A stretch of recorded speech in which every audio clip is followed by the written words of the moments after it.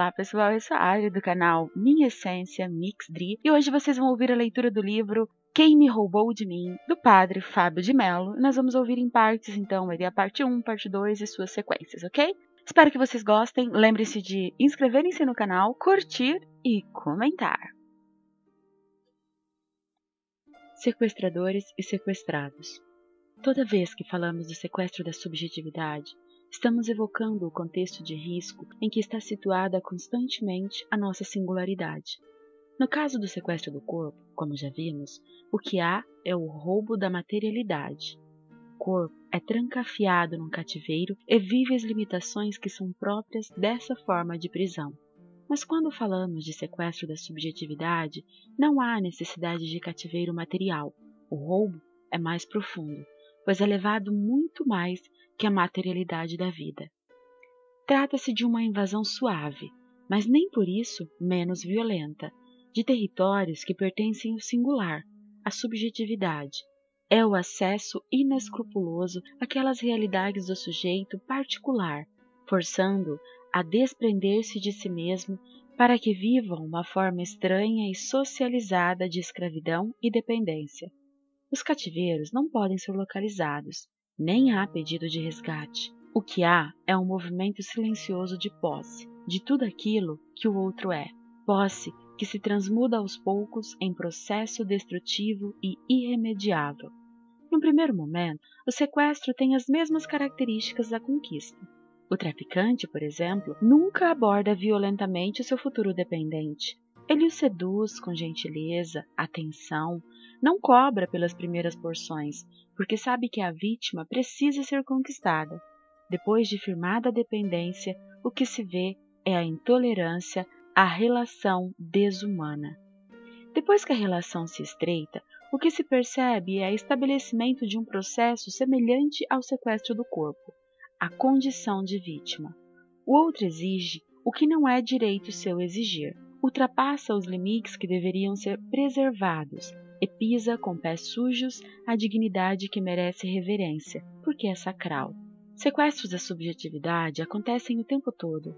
Todos nós estamos expostos aos riscos. Não é necessário muito tempo para que alguém nos leve de nós. Uma palavra, um olhar, uma opinião, tudo pode ser laço que nos prende e, aos poucos, nos leva de nós. Foi o que aconteceu com aquela menina. Ela chegou em mim com os olhos cheios de medo, bonita, nascida em uma família bem estruturada. A menina começou a relacionar-se com um amigo de colégio. No início, era apenas uma aproximação despretensiosa e, por isso, a família não viu a necessidade de intervir. Coisa de adolescentes, como dizem os mais velhos. Os encontros eram ocasionais e o rapaz nem chegou a conhecer os familiares dela. Ele não se interessava em conhecer o seu mundo, confessou-me ela na tentativa de vencer o medo. A história começou a ficar mais séria quando, meses depois, os pais perceberam os maus resultados no colégio. Pela primeira vez, a garota tinha um desempenho insatisfatório, fora brilhante até então. Com tais resultados, surgiu também uma tristeza desoladora. A menina mergulhou num processo terrível. Tentou 2 vezes o suicídio. Aquela menina que até então tinha uma vida tranquila, cheia de sonhos e amigos, agora tinha que enfrentar um quadro depressivo profundamente perigoso. Levada a um terapeuta, finalmente as razões foram conhecidas. A menina estava apaixonada pelo rapaz há mais de 10 anos, e desde que ficaram juntos pela primeira vez, ele a transformara num objeto de seu prazer. Ao contrário do que ela sempre dizia, nunca namorou o rapaz. Ele mantinha um relacionamento de mais 2 anos com outra menina. Ela era outra e sempre soubera disso. Com apenas 16 anos, aquela menina já tinha enfrentado, sem o conhecimento de seus pais, os perigos de um aborto caseiro, feito por meio da injeção de comprimidos com o intuito de expulsar o filho indesejado do seu ventre. Ele a obrigara a fazer tudo isso. As humilhações eram comuns. Ela confessou que o rapaz só a tratou carinhosamente nas primeiras semanas. Assim que ele percebeu o sucesso da conquista, seu comportamento mudou. Ele não tinha o menor respeito por ela. Não a procurava senão para sua satisfação pessoal. a menina cumpria o papel de prostituta socializada. Ela sabia de tudo isso, mas não adiantava saber. A razão de seu sofrimento era esse. Ela não conseguia romper com ele. Ela havia perdido a capacidade de dizer não aos pedidos dele. Por mais que reprovasse seu próprio comportamento, ela temia fechar o único acesso dele à sua vida. O conflito ficou estabelecido e naturalmente a angústia e o sofrimento chegaram. Aquele rapaz mantinha a pobre menina num cativeiro afetivo, tratava-a da pior maneira, mas, vitimada, ela desaprendeu a dizer não. Sem dizer não, consentia uma espécie de invasão, uma violência velada que tinha o poder de minar e fragilizar sua subjetividade, colocando-a novamente nas mãos de seu sequestrador. O medo de romper totalmente com o rapaz estava impedindo-a de tomar a decisão certa para sua vida. Ela mesma não queria abrir as portas do cativeiro, preferiu reduzir a sua vida àquele espaço miserável que lhe era oferecido. Desprovida de amor próprio, resignou-se a viver como objeto de prazer de seu sequestrador. Perdeu de vista a sacralidade da sua condição humana, deixou de ser pessoa, regrediu no processo, renunciou a toda a autonomia, fruto da educação dada pelos seus pais. Preferiu perder sempre em vez de perder uma vez. É estranho, mas essa menina é o retrato de uma realidade muito comum entre nós. Sequestrados que aceitam a condição de vítima aprenderam a perder sempre e não acreditam em alguma vitória reservada para eles. São pessoas que se condicionaram ao fracasso e vivem retrocedendo ao invés de avançar. O rapaz teve acesso à totalidade daquela menina. Certamente investigou suas fragilidades e fez questão de utilizá-las. Ela entregou tudo nas mãos dele. Ele se apossou da sua subjetividade pela força do afeto e estabeleceu uma dependência dela por ele. Instalou-se como um intruso. Rendida de amor, ela aceitou o pouco que ele lhe dava, pois temia não sobreviver sem o seu amor de precariedades. Mediante ajuda terapêutica, a adolescente pôde retomar as rédeas de sua vida e expulsar o rapaz e as suas artimanhas ardilosas. Foi preciso enfrentar o sofrimento agudo do rompimento para que ela reassumisse o amor próprio e só assim conseguisse sair do cativeiro. Toda relação humana necessita de cuidado, porque sempre transita nos limites tênues entre amor e posse. Do amor à posse, o caminho é curto. Basta que percamos o foco de nossa identidade para que corramos o risco de alguém administrar a nossa vida, roubando-nos de nós mesmos. O mundo e os seus cativeiros. A vida humana é sempre uma experiência mundana. Vivemos no mundo. Mundo é tudo aquilo que está na ordem, é tudo aquilo que deixou a condição de caos. Interessante esse conceito.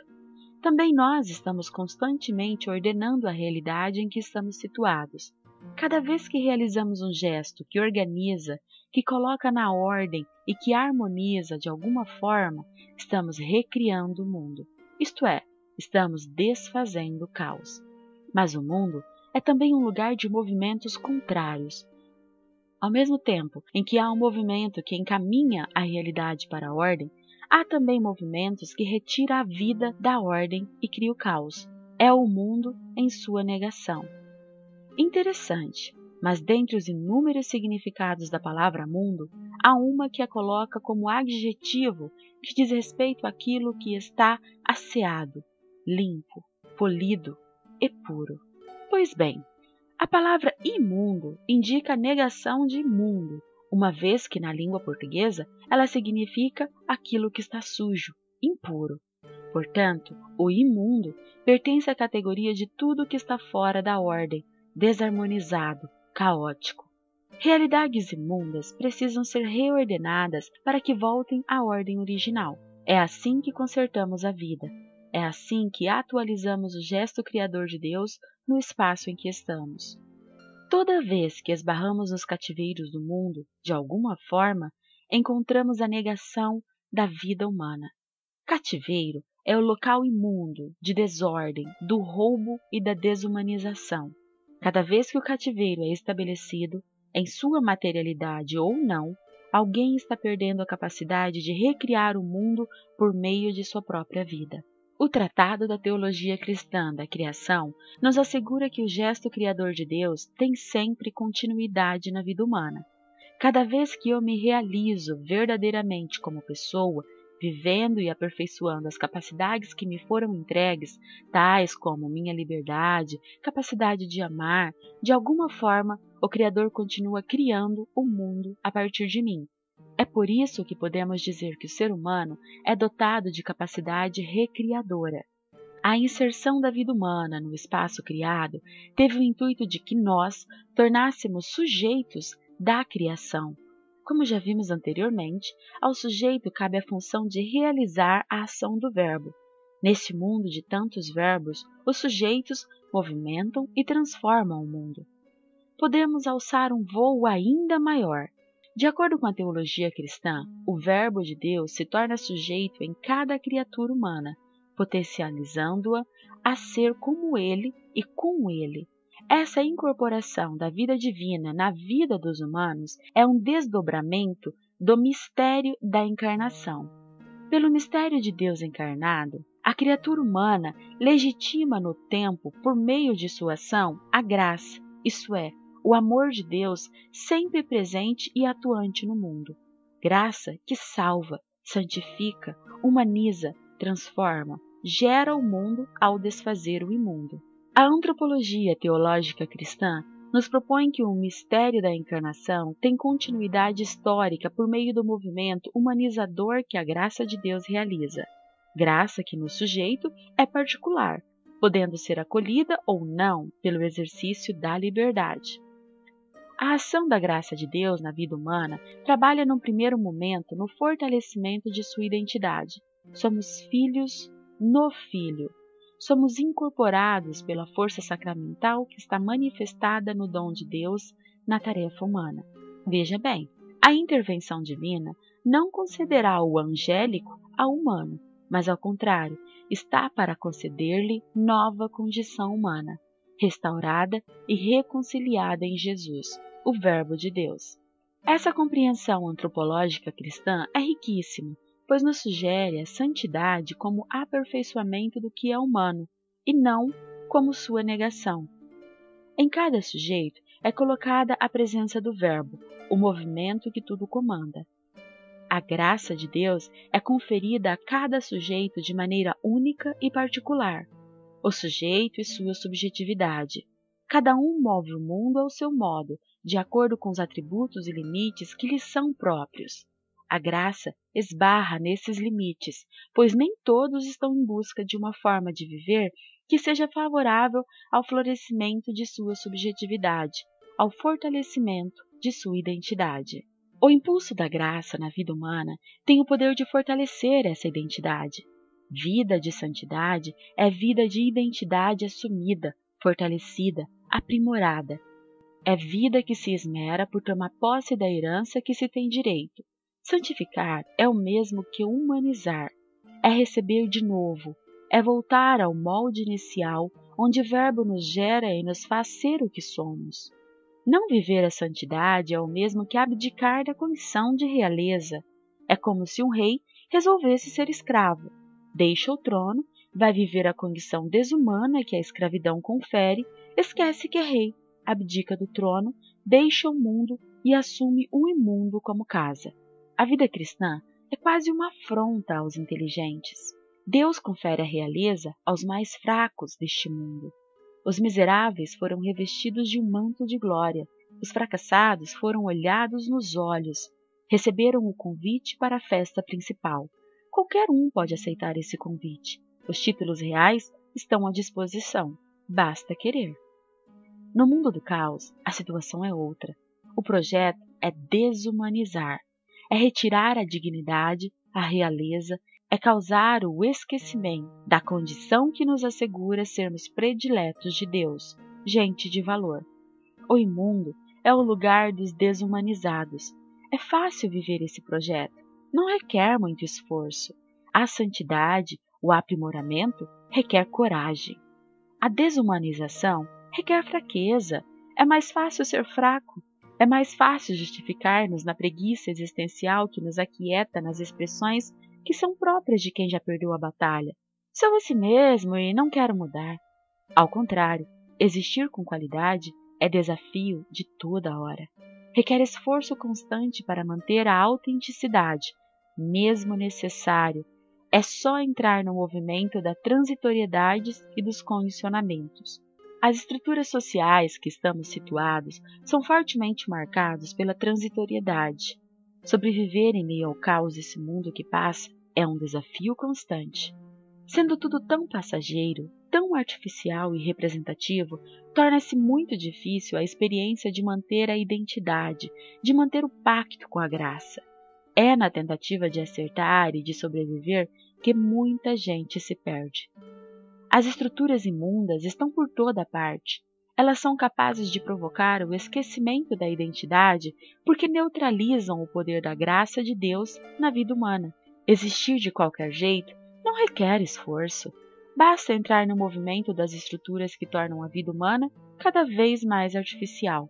Basta dizer sim à massificação e ao movimento brutal dos desumanizados neste mundo. Basta se render àqueles que legitimam as forças das realidades caóticas no nosso tempo. No espaço dos desumanizados, a subjetividade não tem valor. Não há preocupação para se preservar a sacralidade da pessoa e o seu horizonte de sentido. Todo esforço se direciona à manutenção de uma estrutura de poder que cada vez mais fragiliza a vida humana. Meios de comunicação, estrutura política, econômica e até mesmo religiosa parecem socializar numa proposta de espaço humano que definitivamente não está a favor do fortalecimento da identidade, mas ao contrário, parece legitimar o interesse em retirar o ser humano de seu prumo, deixando-o à deriva no imenso mar em fúria. Fragilizado, o ser humano fica vulnerável e é facilmente roubado de si mesmo. Acrítico passa a sorver a existência sem muito pensar sobre ela. Entra no doce movimento do mundo que o entretém em vez de desafiá-lo. Entretido, o ser humano vai fazendo a entrega de si mesmo em pequenas partes. Permite que os invasores se alojem nas imediações de seus territórios e, aos poucos, bem aos poucos, vai permitindo a invasão. Essa reflexão pode ser belamente amparada nos versos de Eduardo Alves da Costa, quando nos diz: na primeira noite, eles se aproximam e roubam uma flor do nosso jardim, e não dizemos nada. Na segunda noite, já não se escondem, pisam as flores, matam o nosso cão e não dizemos nada. Até que um dia, o mais frágil deles entra sozinho em nossa casa, rouba-nos a luz e, conhecendo o nosso medo, arranca-nos a voz da garganta, e já não podemos dizer nada. A invasão é lenta, e o pior é o ato permitido. O nosso medo autoriza o invasor. O não dizer é uma omissão terrível, é uma forma de autorizar o golpe. O outro nos banaliza aos poucos, avança em nossos territórios, toma posse do que amamos, pisa o nosso jardim, mata os nossos filhos e, porque nunca dizemos nada, agora mesmo é que já não podemos dizer. Eles entram pela porta da frente. Alguns são capazes de roubar-nos a luz. Fora da luz de nossa identidade, isto é, esquecidos de nós mesmos, somos presas fáceis diante do medo. Ao medo cabe o poder de paralisar os que não sabem do que são capazes. Essa ocupação do nosso território não é feita com alarde. No mundo das representações, os sequestradores não estão encarapuçados, tão poucos nos surpreendem em vielas escuras. Eles andam às claras e nem sempre sabem que estão a serviço dos desumanizados. Também eles foram vítimas de sequestro. Também eles não sabem que estão no cativeiro do mundo moderno, transitando entre as condições de sequestrado e sequestrador. O elemento-chave para que esta incapacidade de percepção prevaleça é justamente a artificialização do mundo. Não sendo afeito à reflexão, o sujeito nem se torna capaz de analisar as relações que estabelece. Vive sem pensar, vive sem refletir, vive para machucar e ser machucado. Transita pelos territórios minados da estrutura dos desumanizados e sofre a triste condição de ser solitário e errante. Por não ser dono de si, dificilmente poderá se oferecer a alguém de verdade. Viverá trancado em seu pequeno cativeiro, incapacidade de reconhecer que precisa de ajuda para sair. Ele, em sua miséria, abriga o mundo inteiro. Engrossa a fila dos necessitados deste mundo, perde a oportunidade de fazer valer sua existência e passa a desempenhar um papel muito pouco digno de ser aplaudido por quem o vê atuar.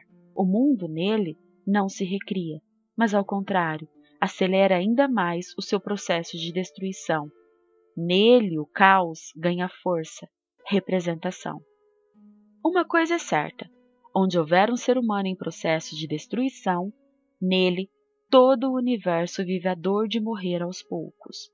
O contrário também pode ser verdade. Onde estiver um ser humano se renovando pela força da graça recriadora, nele todo o universo estará sendo recriado. Na condição de ser primeira morada do mundo, cada ser humano traz em si o dom de transformar o mundo inteiro, mas isso só será possível se ele viver o constante desafio de não perder-se de si mesmo. Quando o sequestro da subjetividade se estabelece na vida de uma pessoa, o que acontece é justamente a perda da identidade. Fragilizada, perde o poder de lutar e de defender-se dos ataques que lhe são altamente nocivos. Seu mundo se transforma em imundo. O que era ordem transforma-se em caos. É o caos dos afetos, dos pensamentos, das diretrizes. É o caos lançando suas raízes tão destruidoras e profundas, neutralizando as iniciativas que poderiam gerar alguma forma de superação. É o mundo deixando de ser mundo, assim como nas histórias que veremos agora. 2 casos de sequestro. O quarto era sombrio, imundo. A vida de quem o habitava também. Não parecia um espaço humano. Não insinuava vida, estímulo para a felicidade. Recordava-me os lugares reservados para colocar esquecimentos, coisas que não necessitam estar à vista, depósito de objetos sem utilidade. Este é o quarto do meu filho, revelou-me com voz embargada, cheia de tristeza, aquela mulher nem jovem nem velha, na confissão quase envergonhada de que aquele lugar estranho era o lugar da casa reservado ao filho. A mulher parecia pedir socorro, como se estivesse contando ter descoberto o lugar do cativeiro do filho sequestrado. Não, não era um lugar distante de seus olhos. Não era como nas histórias clássicas de sequestro em que os sequestradores escolheram um lugar distante para manter a vítima em estado de rendição. Era dentro da sua própria casa, em que os sequestradores mantinham o seu filho amado em condições inumanas. Olhou-me com indignação, como se quisesse justificar-se de permitir aquele absurdo. Meu filho dorme aqui, repetia com tristeza. Parecia querer acreditar em motivos desconhecidos, estranhos à razão humana, que pudessem justificar a escolha tão errada de seu menino. As drogas o sequestraram. Vítima da dependência química, aquele menino dotado de inteligência rara entregou-se aos absurdos maus-tratos que os entorpecentes causam na vida humana. O vício chegou de mansinho, assim como tudo na vida. Um cigarro hoje, uma cerveja amanhã, drogas mais leves no início, depois as mais pesadas e aos poucos, bem aos poucos, os sequestradores foram assumindo o controle de sua vida. Violência, roubos, tudo que antes era inimaginável na vida do menino tornou-se real. A droga o fez assumir uma personalidade estranha, alheia, porque provocou nele o esquecimento de quem ele era. Sequestradores costumam fazer isso com seus sequestrados. Quanto mais esquecido ele estiver da sua natureza, maior será a sua entrega aos poderes de quem o sequestrou, de quem o levou de si mesmo. Sequestros do corpo, sequestros da subjetividade, nem sempre é preciso levar o corpo, acorrentá-lo de maneira concreta, real. Há um jeito sutil de levar embora, de conduzir para fora, de fazer esquecer, de perder a identidade. Viciados não se pertencem mais. Estão sujeitos a uma necessidade que se opõe à liberdade. Perderam a condução da própria vida porque foram levados por uma necessidade estranha, alheia, mas determinante. A família já havia tentado ajudar de todas as maneiras possíveis. Internação, terapia, nada deu certo. O menino morria gradualmente aos olhos de todos. Por muitas vezes, a mãe vasculhava o seu esconderijo, seu cativeiro, para procurar a droga que o viciara tanto, mas de nada adiantava. Ela sempre soube que não adiantaria muita coisa retirar a droga de suas gavetas e bolsos. Ela precisava era retirar a droga de dentro dele, lá, na raiz da dependência, onde um dia os traficantes e sequestradores de seu filho plantaram suas sementes tão maléficas. Outra história. Ela era uma moça bonita, beleza não convencional, beleza rara. Tinha 15 anos quando conheceu o rapaz. Ele chegou quando ainda não era tempo de chegar. Pediu da menina o que ela ainda não estava preparada para oferecer. Ela não soube dizer não. O encanto tem o poder de cegar os que estão encantados.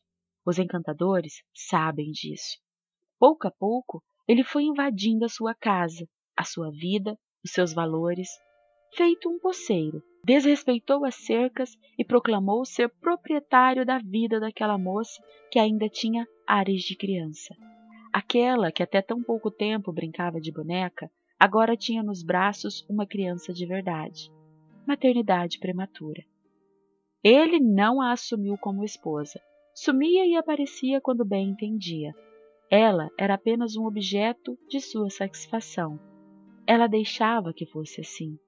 Não tinha forças para discordar. O encanto ainda continuava.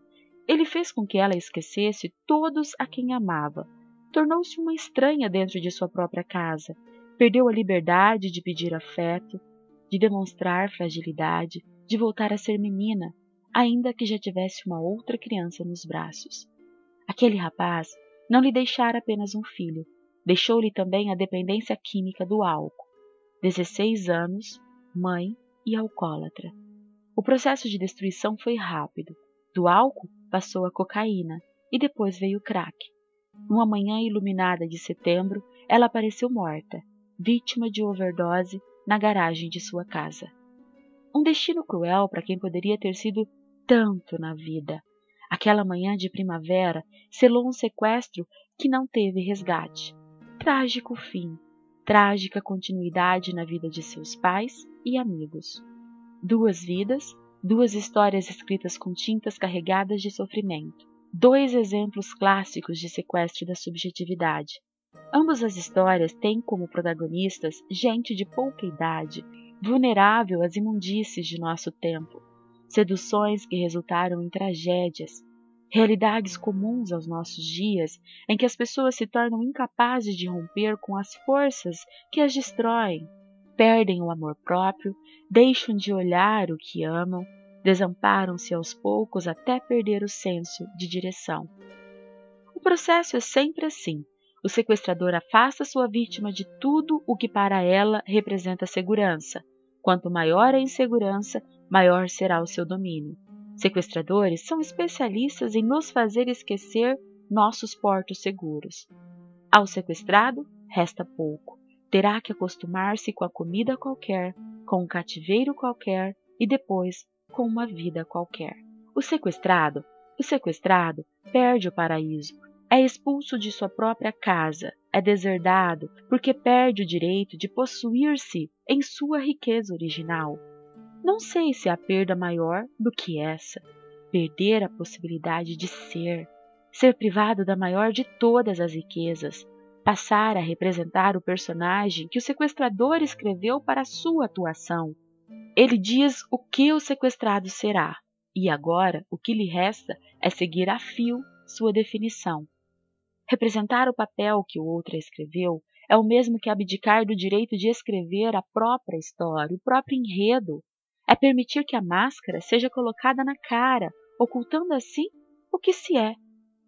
Máscaras ocultam pessoas, privam-nas de viver a dinâmica que a verdade proporciona, ou seja, levar o ser humano à posse do que se é e, assim, colocá-lo à disposição dos que estão ao seu lado. O conceito de pessoa proposto pela reflexão cristã é profundamente enriquecedor. Ele é estabelecido a partir de 2 pilares que serão tratados agora. O encanto de ser pessoa. A palavra pessoa é muito comum entre nós.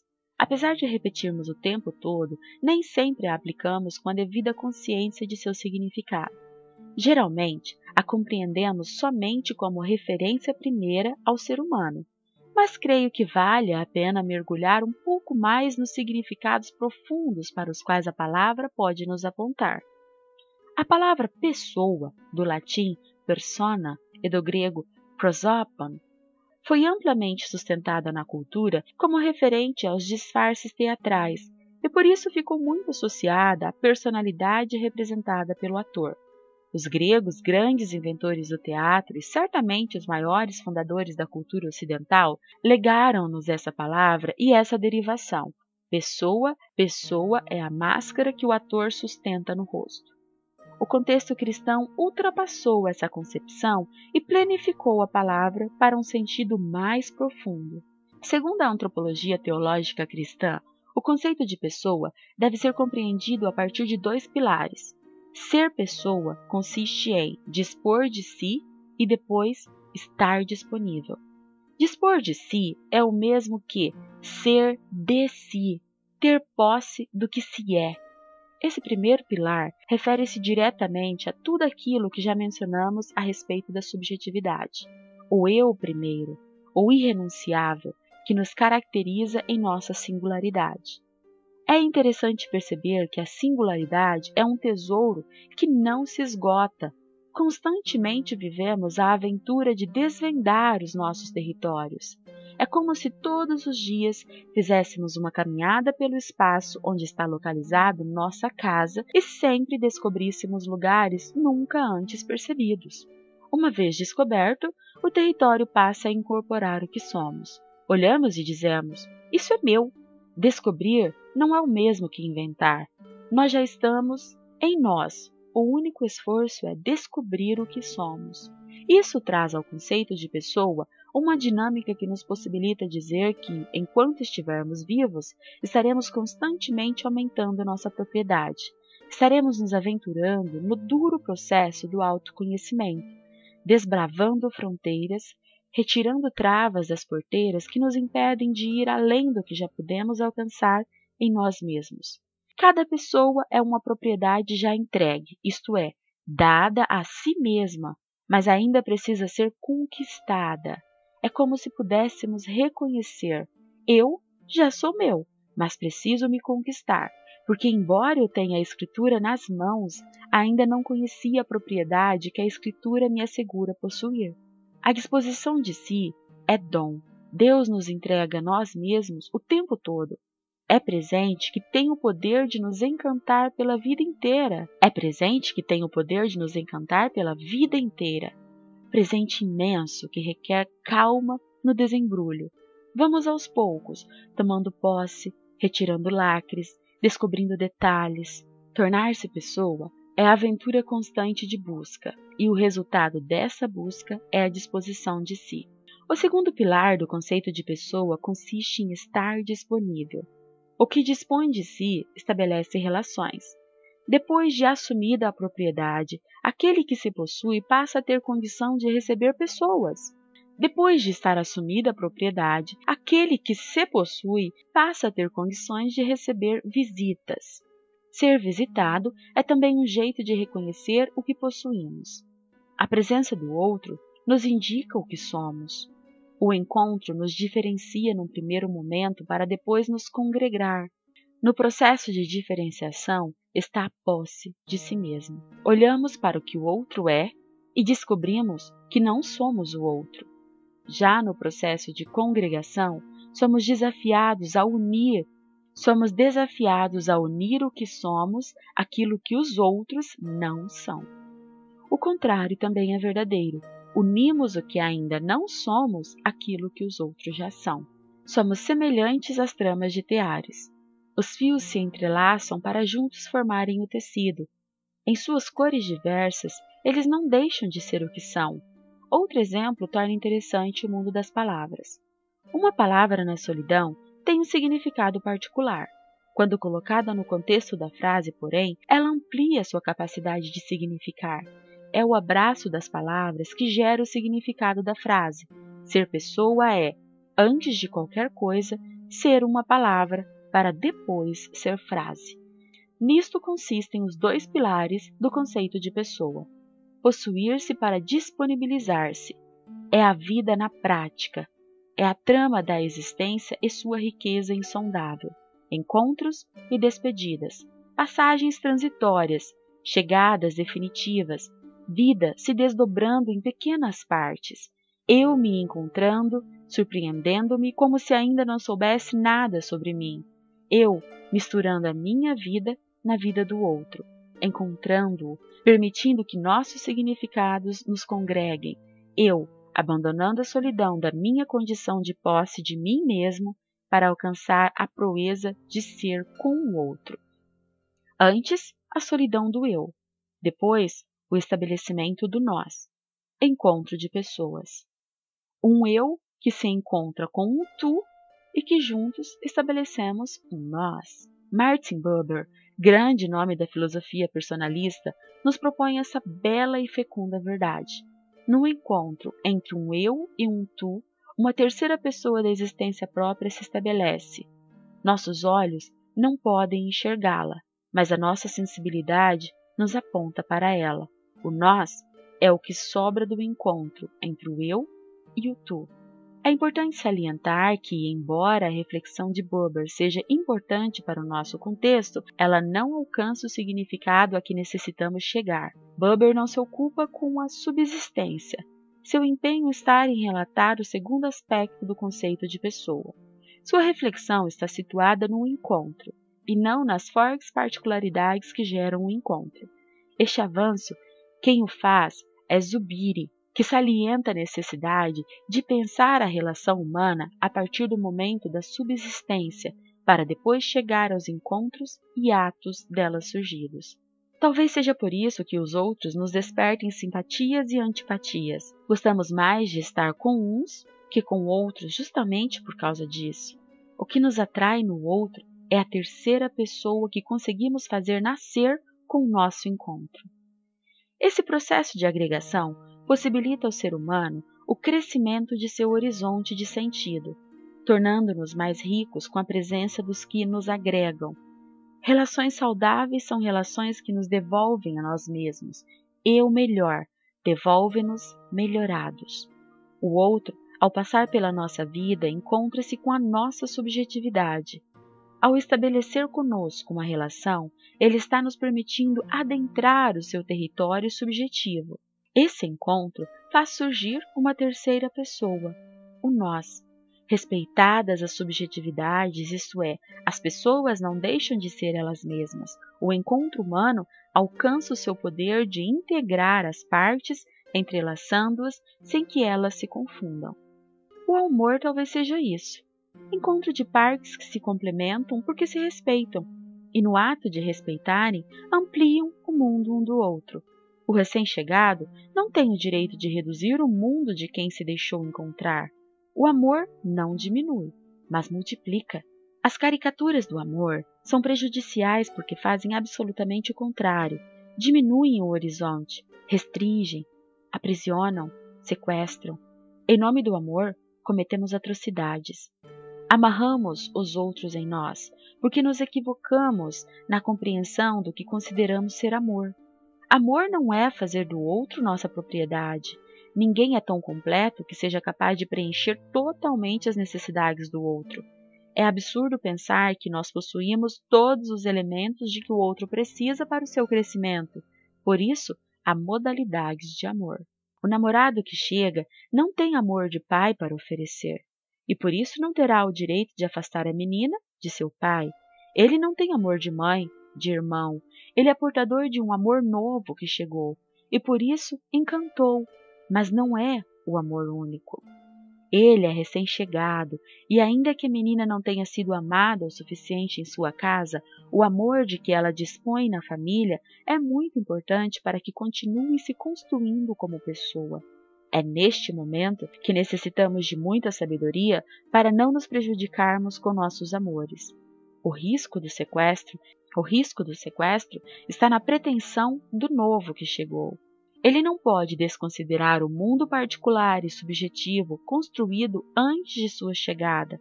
Sua presença deverá enriquecer, e não o contrário. Vivendo a condição de novo que acaba de chegar, seu papel será, num primeiro momento, observar. Amar é, antes de tudo, conhecer. É a investigação da história, dos sentimentos, dos desejos, medos, anseios. Só quem ama tem disposição de ir além da superfície. No primeiro momento da visão que temos do outro, seremos capazes de identificar o quanto amamos ou não. Quem ama quer conhecer. O objetivo é simples: acrescentar, multiplicar em vez de subtrair. Não é tão simples saber se o outro nos ama ou não, mas há uma pergunta que podemos nos fazer e que contribuiria para que nos aproximássemos de uma resposta. Depois que ele chegou, a nossa vida, o nosso mundo, diminuiu ou dilatou-se? Sempre que alguém chega à nossa vida, nunca vem sozinho. Ele traz o seu horizonte de sentido, pessoas, coisas, valores, ideias. Traz o alicerce que o faz ser o que é. O exemplo é simples e nos ajuda a entender. É impossível comprar uma casa só com as paredes e acabamentos. Não é possível transplantar uma casa. Se quiser a casa, terá que ver o local em que ela está construída. Comprar uma casa pronta exige uma atenção muito especial. É preciso que sejamos atentos quanto à sua localização, vizinhança, alicerces, paredes, acabamentos. Para qualquer mudança que queiramos fazer, teremos que considerar a sua estrutura fundamental. Casas e apartamentos são construídos a partir de alicerces, paredes e vigas de concreto. As paredes podem até sofrer alterações, mas as vigas de concreto terão que ser respeitadas. Retirar vigas é prejudicar a sustentação da construção. Paredes até poderão ser destruídas, mudadas de lugar, mas a estrutura não poderá sofrer mudanças. O processo de feitura da pessoa humana é semelhante às construções. Desde nossa vida ao mundo, recebemos um formato, uma estrutura. Amar alguém consiste em observar onde estão as vigas de sustentação, para que não corramos o risco de derrubar o que o faz permanecer em pé. O interessante é que a construção poderá ser reformada, melhorada, sobretudo nos acabamentos. O amor é criativo, dribla os limites, supera expectativas. Voltamos a dizer, pessoas são semelhantes às construções. Possuem históricos que necessitam ser respeitados. Não acreditamos que alguém se interesse por uma propriedade ou dela queira aproximar-se para torná-la pior. Se alguém precisa comprar uma casa, já o fará pensando nas melhorias que poderiam ser feitas, mas regredir nunca. Se nossas relações com as coisas já são ruins, cheias de cuidados, muito mais deveremos ser com as pessoas. Nossos encontros, ainda que rápidos e transitórios, deveriam ser motivados pelo desejo de fazer crescer, melhorar, avançar aqueles que encontramos e a nós mesmos. É assim que podemos intensificar o nosso processo de ser pessoa. À medida que motivamos e somos motivados para o autoconhecimento, tornamo-nos proprietários do que somos e, naturalmente, colocamo-nos à disposição dos outros. É muito interessante perceber que onde existe uma pessoa de verdade, isto é, no sentido exato do termo, ali outras pessoas também estão sendo feitas. Isso se explica por uma razão muito simples. O processo de tornar-se pessoa é contagiante. Quando encontramos alguém que está verdadeiramente desdobrando seu universo de possibilidades e limites, de alguma forma, nos sentimos motivados a fazer o mesmo. Não me leve de mim. Leve-me até mim. Pedido. Eu não quero que você seja eu. Eu já tenho a mim. O que eu quero é que você chegue com o seu poder de chegar e me devolva para mim. Que você chegue com o seu dom de também me fazer chegar perto de mim, para me fazer ver o que sou e que só você viu, para eu ser capaz de amar também o que você amou. Eu não quero que você seja igual a mim. Eu já tenho a mim. Não quero construir uma casa de espelhos que multiplique minha imagem por todos os cantos. Quero apenas que você me reflita melhor do que eu julgo ser.